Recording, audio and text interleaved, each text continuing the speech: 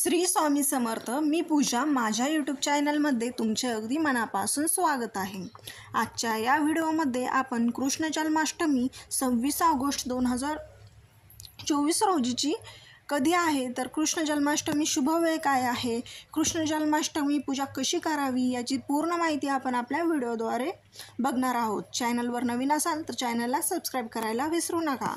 श्रावण महिन्यातील कृष्ण पक्षातील अष्टमीला कृष्ण जन्माष्टमी साजरी केली जाते. या दिवशी आपल्याकडे खूप उत्साहाचे वातावरण असते.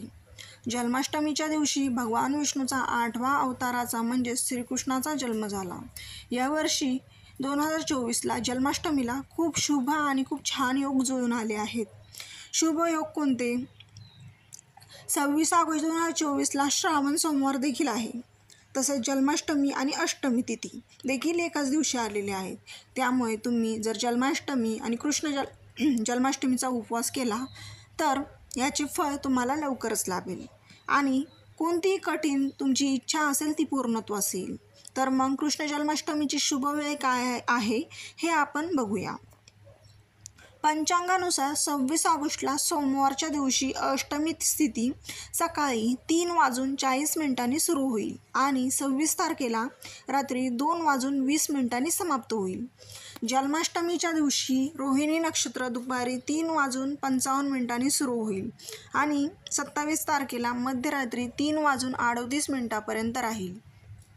या दिवशी चंद्र हा वृषभ राशीत राहील, जसं की तो भगवान श्रीकृष्णाच्या जन्माच्या दिवशी होता.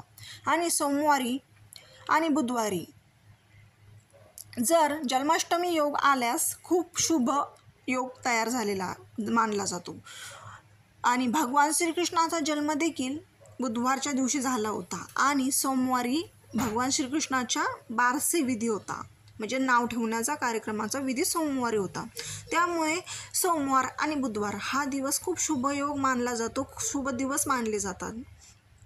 कृष्ण जन्माष्टमीच्या दिवशी तुम्ही चुकूनही काळ्या रंगाचे कपडे परिधान करू नका. ही गोष्ट तुम्ही आवर्जून पाळावी. तसंच या दिवशी तुळशीचं पान देखील तोडू नये असं मानलं जातं. आपण जन्माष्टमीची ही पूजा कशी करावी याची माहिती घेऊया. घरच्या घरी तुम्ही ही कृष्ण जन्माष्टमीची पूजा करू शकतात. आणि कृष्ण जन्माष्टमीचा हा जो उपवास आहे, हा जी व्यक्ती करेल तिच्या आयुष्यातील सर्व संकटे दूर होतात.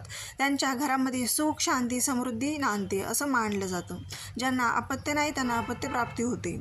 आणि ही कृष्ण जन्माष्टमी उपवास जो व्यक्ती करतो तो मृत्यूच्या बंधनातून मुक्त होऊन त्याला मोक्ष मिळतो असंही मानलं जातं. आता ही पूजा कशी करावी? तर या दिवशी जन्माष्टमीच्या दिवशी सकाळी लवकर पहाटे उठून तुम्ही स्नान करायचे आहे. कृष्णाची मूर्ती एका पाटावर स्थापित करावी. कृष्णाची मूर्ती पाटावर टाकण्या अगोदर तुम्हाला खाली लाल रंगाचा कापड किंवा मग जरीचं वस्त्र टाकावं. जन्माष्टमीची पूजा करत्या वेळेस ताटात हळदी, कुंकू, चंदन, पावडर घ्यावी. देवापुढे छानशी रांगोळी काढावी. देवाला गोडाधोडाचा नैवेद्य बनवावा. श्रीकृष्णाला दही, तूप, ताक या गोष्टी खूप प्रिय आहेत, त्यामुळे तुम्ही नैवेद्यामध्ये गोष्टी आवर्जून दाखवाव्यात. श्रीकृष्णाला अंघोळ स्नान घालावे. नंतर पाण्याने अभिषेक करावा. अभिषेक करण्याच्या वेळेस तुम्ही श्रीकृष्ण देखील म्हणजे जप देखील करू शकता 21 वेळेस. श्रीकृष्णाच्या कपाळावर नंतर टिळा लावावा. स्वच्छ कपडे श्रीकृष्णाला परिधान करावे. श्रीकृष्णाची बासरी आणि मुकुट सजवून घ्यावेत आणि श्रीकृष्णाची मनोभावे पूजा करावी. आणि आपली जी काही इच्छा असेल ती आपण देवासमोर संकल्प करून देखील मांडू शकतो. अशा प्रकारे एकदम साध्या सोप्या पद्धतीने तुम्ही घरच्या घरी श्रीकृष्णाची जन्माष्टमी साजरी करू शकता. चॅनलवर नवीन असाल तर चॅनलला सबस्क्राईब करायला विसरू नका. धन्यवाद.